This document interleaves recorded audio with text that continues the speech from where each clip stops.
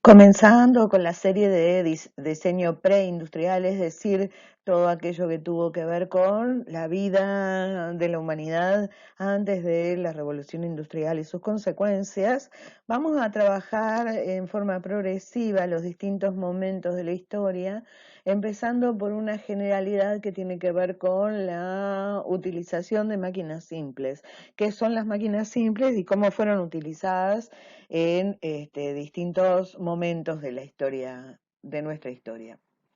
Es así que entonces vamos a ver cuáles son y cómo se emplean. Bien, las máquinas simples entonces son dispositivos mecánicos que cambian la dirección o la magnitud de una fuerza. Se definen como estas seis propuestas, cada una de las cuales ha generado un progreso en la historia de la humanidad. Vamos a ver cuáles son esas. Para empezar, el plano inclinado sin el cual probablemente no hubiera sido posible alzar pesos más allá de la simple tierra. Debido al plano inclinado y a la fuerza que se genera en este sentido para izar el elemento, es que a lo largo de la historia el plano inclinado dio grandes resultados. De hecho, uno de los supuestos de la construcción de las pirámides es justamente el plano inclinado. La siguiente es la polea. El inventor tanto de la polea como del tornillo fue Arquitas de Tarento, y fue Arquímedes quien desarrolló mejor el tornillo para elevar agua. Entonces, la polea, que acá estamos viendo, es un artificio por el cual se puede elevar un peso, reduciendo considerablemente justamente su peso. Y en el caso del tornillo, que veremos más adelante. Ahora estamos viendo el principio de palanca. Acá está el principio del tornillo, que también va a desarrollar Arquímedes para elevar agua. Luego va a desarrollar el tornillo continuo también.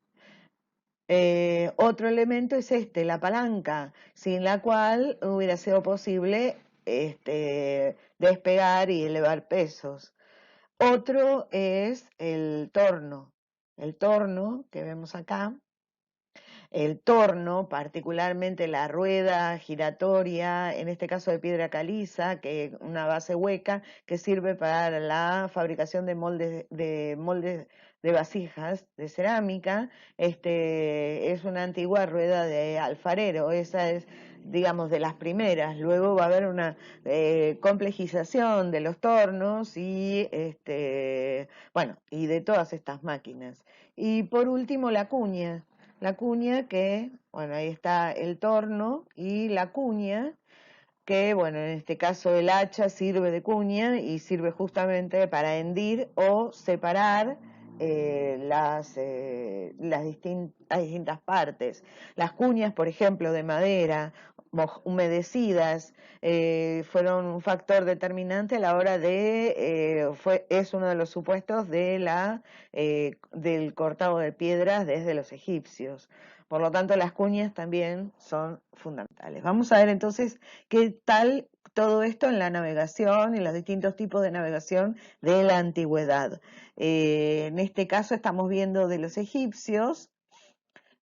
Una de las naves, fíjense acá, los fenicios tenían doble fila de remeros situados en puentes superpuestos, que eran birrenes por doble fila de birrenes o birremes con M, y un poste central cruzado por una verga de la cual se desplegaba la vela en forma cuadrada.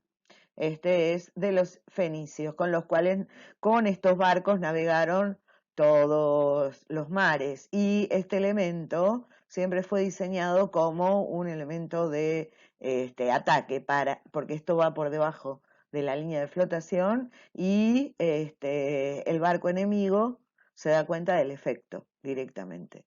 En el caso de los griegos van a utilizar el trireme, es decir, tres remeros en fila, Bueno, y distintos tamaños, hasta 35 metros de eslora, y bueno, con timón doble y también una vela cuadrada. De los egipcios, de los tallos de junco, tejidos de tallo de junco, para construir el casco y también para trabajar todo lo que tiene que ver con la estructura.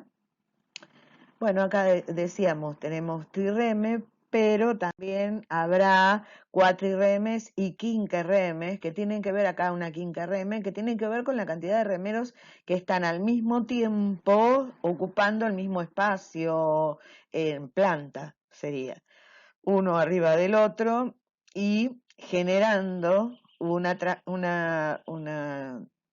tracción mucho mayor, seguro. Un efecto de velocidad muchísimo mayor y también que podía desafiar tormentas con cierto grado de ferocidad probablemente.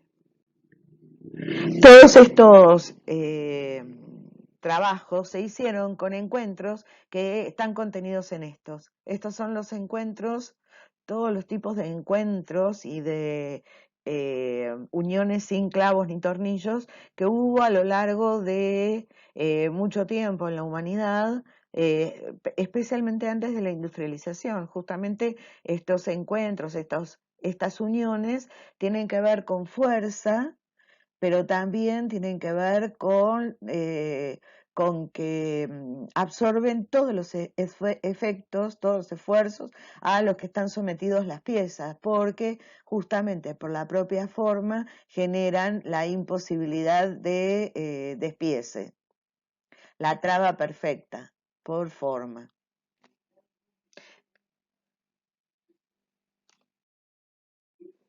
Bueno, acá el trabajo con un torno se está viendo, en las minas era muy común el trabajo en torno, especialmente para la evacuación de materiales y de agua.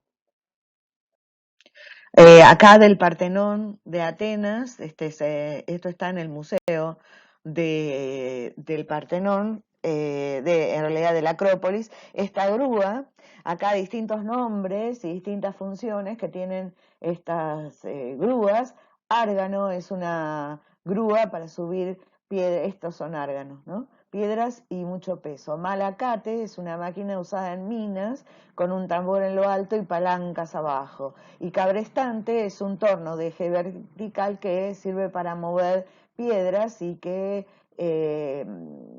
tiene una linga que se va enroscando en ese eje vertical. Acá estamos viendo la elevación de las piedras. Acá, fíjense, estamos viendo tambores de columnas justamente a la manera, es decir, el tambor de la columna con dejando un espesor de aproximadamente 5 centímetros y con estos agarres justamente para poder izarlos. Acá está la rueda que se usa, justamente, ahí está la rueda doble con un eje que va levantando las cuerdas, va enroscando las cuerdas y levantando el peso en las piedras. Fíjense acá la escala humana, ¿no? Acá otras herramientas, en este caso poleas, de grupos catedralicios, eso está en la Catedral de Lisboa, justamente. Fíjense el trabajo hecho en maderas duras para aportar a la conformación de la herramienta. Acá un carro para portar materiales. Miremos en el caso cómo está diseñado con el eje por fuera, que refuerza el esfuerzo que hace este eje antes de unir a los bueyes. Acá algunos otros elementos que tienen que ver con la construcción y ahí me puse yo para dar escala, para dar tamaño, porque si no uno no se da cuenta del tamaño que tienen estos elementos de la misma forma. Bueno, en este caso este carre que tiene este cabrestante. este car con cabrestante. Acá estamos viendo una catapulta, que es un arma de asedio para destruir murallas, porque acá, ahí está, se ponen las piedras que mediante la catapulta se catapultan, es decir, se elevan, se tiran fuera, dentro de las murallas. Este, Cuenta la leyenda que inclusive no solo se tiraban piedras, también se tiraban cadáveres, especialmente en la época de pestes, se tiraban cadáveres que habían muerto, de personas que habían muerto por la peste, y entonces se intentaba con eso contagiar a las poblaciones de adentro de los castillos, adentro de las murallas. En este caso, un treadmill crane, es decir, una grúa de rueda, es una ilustración del siglo XIII, en donde está la relación humano y rueda genera fuerza, mediante esta polea se estira y mediante esta línea se baja o se sube las piedras de acuerdo a las necesidades. Acá fíjense, se está acarreando las piedras para llegar a la base de la polea y poder izarla.